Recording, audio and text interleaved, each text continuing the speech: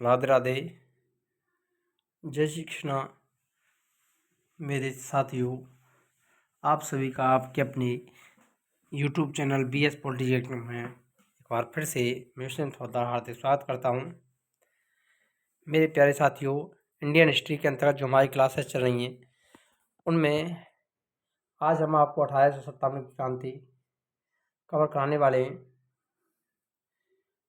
1857 की क्रांति के प्रमुख कारण, चूँकि आपके लिए RPSC, UPSC के साथ साथ ऑल स्टेट एग्जाम के लिए क्लासेज इंपॉर्टेंट रहेगी, चाहे RPSC फर्स्ट ग्रेड एग्जाम हो, चाहे सेकंड ग्रेड हो, CTET हो, MP टीचर्स, BPSC टीचर्स, सभी कंपटीशन एग्जाम के लिए इंपॉर्टेंट होने वाली है। यहाँ से हमेशा क्वेश्चन आपको देखने को मिलते हैं, चाहे कोई भी एग्जाम हो।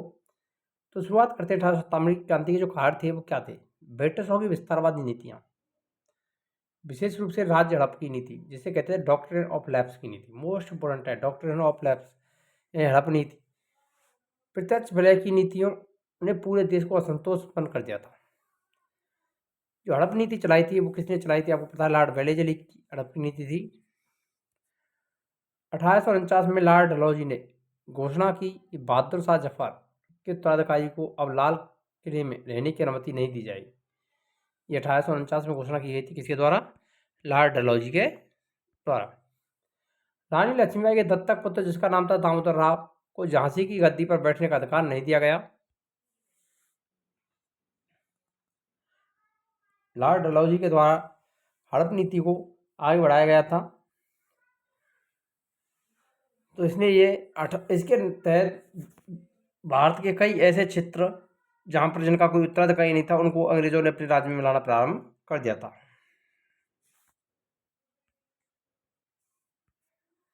अवध का विलय लॉर्ड डलहौजी द्वारा को प्रशासन का हवाला देकर किया गया। मोस्ट इंपोर्टेंट, को प्रशासन का हवाला दिया गया था, यानी अवध को प्रशासन के आधार पर अंग्रेजी साम्राज्य में मिला लिया गया था। और ये कब मिलाया गया था? आपका अवध मिलाया गया था 1953 में, सॉरी 1853। 1900 नहीं आएगा, यहाँ 1853 आएगा। 1853 में अवध को किसमें मिला दिया था? अंग्रेजी साम्राज्य में मिला लिया गया था। किसके तहत? को प्रशासन का आरोप लगा करके। इससे हजारों रईसियों, अधिकारियों, सैनिकों का विभाजन हुआ, जो बेरोजगार हो गए। यह कार्य अवध को एक वफादार क्षेत्र से विद्रोह और षड्यंत्र के केंद्र में बदलने के लिए साबित हुआ। धार्मिक जातिगत शिकायत, भारतीय सिपाही धर्म जाति के विषयों को लेकर अत्यंत संवेदनशील थे। इस असंतोष को भड़काने प्रसिद्ध चर्बी वाले कारतूसों की घटना निर्णायक भूमिका निभाई।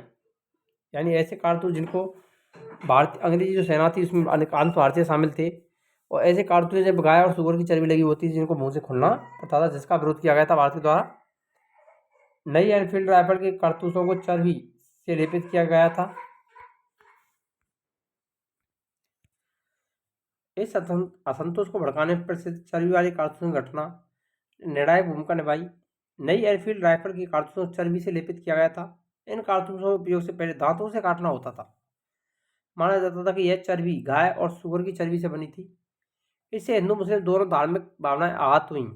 इस घटना ने सिपाहियों को बहुत क्रोधित किया और विद्रोह को भड़काने में आग में घी का काम किया था। सबसे पहले मंगल पांडे 34वीं बंगाल नेटिव इन्फेंट्री के सैनिक थे। हुगस और वोक्स को इन्होंने मार दिया। मार्च 1857 में सबसे पहले चर्बी वाले कारतूसों का विरोध करने वाले कौन थे? मंगल पांडे, जिसने हुसन और वोक्स की हत्या कर दी गई थी मार्च 1857 में। 1857 क्रांति के क्षेत्रीय नेताओं की बात करें तो नेता एक तरफ विद्रोह स्थान और 1857 क्रांति में उनकी भूमिका। वक्त खां ने बरेली में विद्रोह किया। बरेली में विद्रोह का नेतृत्व 3 जुलाई 1857 को किया था और ये दिल्ली पहुंचे। कहाँ पहुंचे थे? बरेली विद्रोह के बाद 3 जुलाई 1857 को दिल्ली वास्तव में नेतृत्व संभाला और हिंदू मुस्लिम सिपाहियों से मिलकर के एक दरबार की स्थापना की थी। किसने? वक्त खां ने। नाना साहेब और तात्या टोपे, इन्होंने कानपुर में विद्रोह किया। नाना साहेब ने तात्या टोपे की सहायता से विद्रोह का नेतृत्व किया। बहादुर शाह जफर को सम्राट घोषित किया गया। तात्या टोपे ने रानी लक्ष्मीबाई की सहायता की। बाद में शिवपुरी में फांसी दी गई तात्या टोपे को, और नाना साहब ने नेपाल में पलायन कर गए थे। नाना साहब नेपाल भाग करके चले गए। इसके अलावा आगे आते हैं बेगम हजरत महल। इन्होंने लखनऊ में राजस्थानी क्रांति का नेतृत्व किया था। लखनऊ में नेतृत्व संभाला। इनके पुत्र ब्रिजेश कद्र को अवध का नवाब घोषित किया गया। नाना साहेब और तात्या टोपे का सहयोग, वीरतापूर्वक लड़ी। बाद में नेपाल में शरण ली। 1879 में इनकी भी मृत्यु हो जाती। ये भी नाना साहेब की तरह कहाँ पर चली जाती हैं, नेपाल भाग जाती हैं। रानी लक्ष्मीबाई झांसी की रानी, जो कि इनका बहुत ही भारतीय इतिहास में नाम माना जाता है। इसके बारे में कई अंग्रेजों के द्वारा कथन भी कहे गए थे। डॉक्टर ऑफ लैब्स को अस्वीकार कर ब्रिटिशों का विरोध किया। मार्च 1858 में झांसी पर ब्रिटिशों का कब्जा हुआ। पुत्र संघभागी कालवी ग्वालियर में सेनाएं शामिल हुई। 28 जून 1858 को युद्ध में इनको वीरगति प्राप्त हुई। तब यूरोज ने कहा था, यहाँ पड़ी हुई एकमात्र महिला संपूर्ण भारतीयों में एक मर्द है। ये इसके बारे में उन्होंने कहा था यूरोज ने। कुंवर सिंह आरा बिहार में 1857 में क्रांति का नेतृत्व किया था। क्रांति के सबसे वृद्ध और साहसी नेताओं में एक। मार्च 1858 में संघर्ष के बाद घर लौटे। 26 अप्रैल 1858 को चोटों के कारण इनकी मृत्यु हो गई। शामल बागपत उत्तर प्रदेश में नेतृत्व किया था। ग्राम प्रधान थे। किसानों को संगठित किया। रात में ब्रिटिश प्रस्तावनाओं पर हमला किया। न्याय भवन की स्थापना इनके द्वारा की गई। जुलाई 1857 में ब्रिटिश अधिकारी डनलप द्वारा मारे गए। राजस्थान की क्रांति से जुड़े ब्रिटिश सेना के अधिकारियों की बात कर लेते हैं। इनकी भी यहाँ से क्वेश्चन बनते हैं। किसका संबंध किसके साथ? General John Nicolson. 20 सितंबर 1857 को दिल्ली पर पुनः अधिकार इसने किया था। युद्ध में घायल होने के कारण शीघ्र ही इसकी मृत्यु हो गई। मेजर हडसन दिल्ली में बहादुर शाह जफर के पुत्रों और पोतों को गोली मार दी।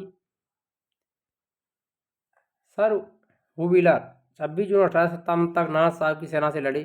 27 जून को ब्रिटिश सेना ने प्रयागराज इलाहाबाद जाने की सुरक्षित राह के बाद पर आत्मसमर्पण कर दिया था इन्होंने। जनरल नील 1857 में जून 1857 बनारस इलाहाबाद को पुनः कब्जे में लिया। कानपुर में अंग्रेजों की हत्या के बदले में भारतीयों का नत्था करवाया। लखनऊ की लड़ाई में इसकी मृत्यु हो गई। सर कॉलिन कैंपबेल 6 दिसंबर 1857 को कानपुर पर पुनः कब्जा किया। 21 मार्च 1858 को लखनऊ को पुनः इन्होंने कब्जे में ले लिया था। 5 मई 1858 को बरेली को पुनः जीत लिया।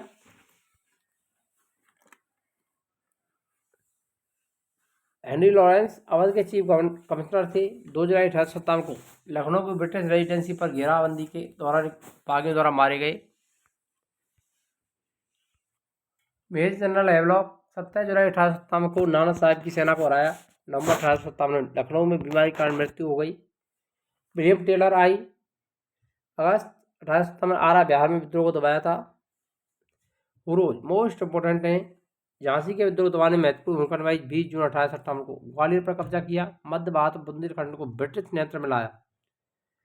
कर्नल काउंसिल बनारस को विद्रोहियों से मुक्त करवाया। अगर आपको वीडियो अच्छी लगी तो वीडियो लाइक करें, शेयर करें और चैनल पर नए हो तो चैनल को सब्सक्राइब करना ना भूलें। मिलते हैं नेक्स्ट वीडियो में नए टॉपिक के साथ। तब तक के लिए जय हिंद, राधे राधे, जय श्री कृष्ण।